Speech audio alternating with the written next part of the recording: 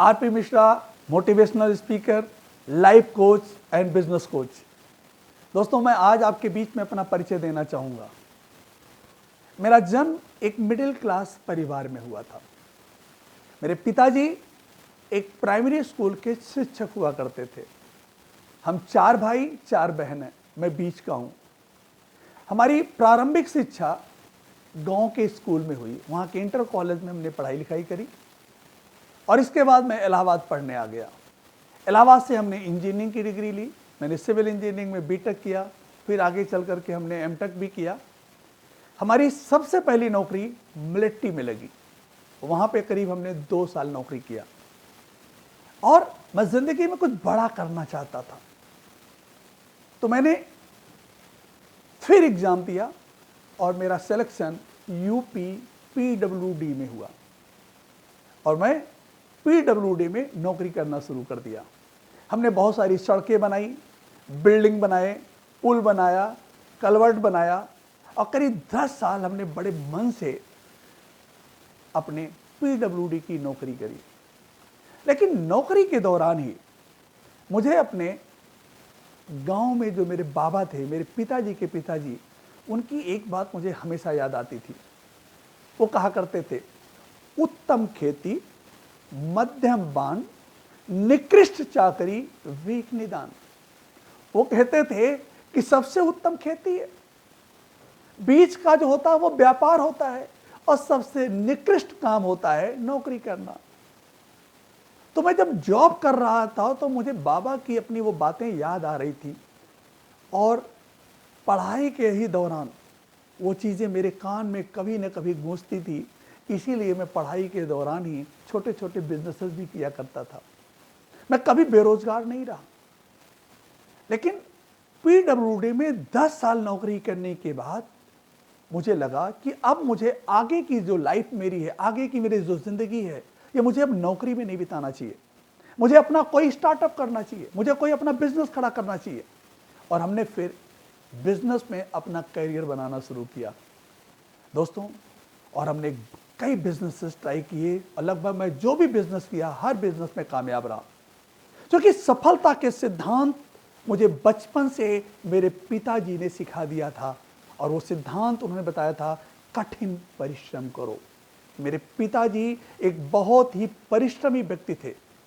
मैं उन्हीं के पद चिन्हों पे पूरी जिंदगी चला और आज भी चल रहा हूं। मेरे आदर्श थे वो। अब तो इस दुनिया में नहीं है वो। और दोस्तों, जब मैं अपना व्यापार कर रहा था और अभी व्यापार कर रहा हूं, इसी दौरान हमने राजीव दीक्षित जी का एक वीडियो सुना। उसमें वो जो लाइन मेरे बाबा बोला करते थे वही लाइन वो बोल रहे थे, उत्तम खेती, मध्यम बान, निकृष्ट चाकरी, भीख निदान। उन्होंने तो अपने वीडियो में कुकर शब्द का इस्तेमाल कर दिया। नौकरी को कुकर शब्द बोल दिया। कुकुर मतलब कुत्ता।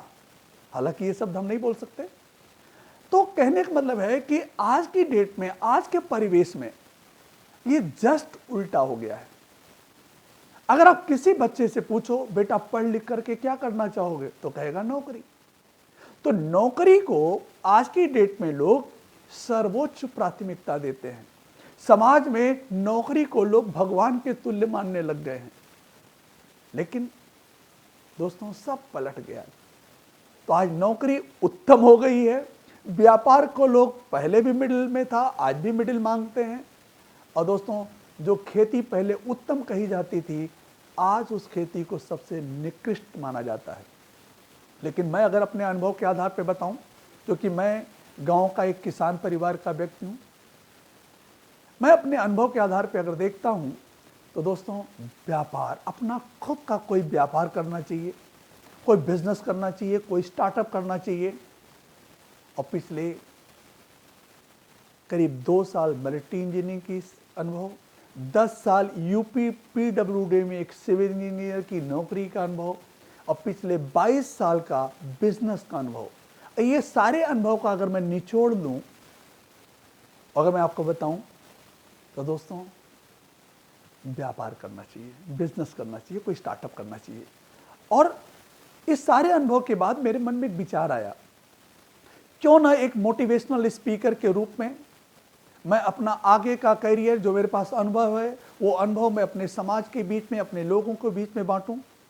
क्यों ना मैं आने वाले विद्यार्थियों को बताऊं कि उन्हें पढ़ाई लिखाई ज़रूर करनी चाहिए, कड़ी मेहनत करना चाहिए पढ़ाई लिखाई में, लेकिन इस सोच से नहीं कि मुझे आगे चल करके नौकरी करना है, बल्कि इस सोच से पढ़ाई लिखाई करना चाहिए कि मुझे आगे चल करके अपना खुद का एम्पायर खड़ा करना है, एक बिजनेस खड़ा करना है।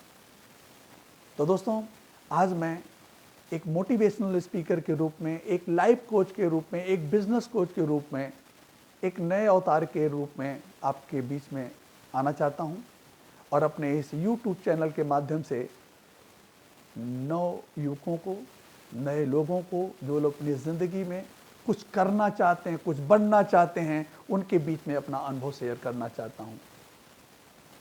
Thank you.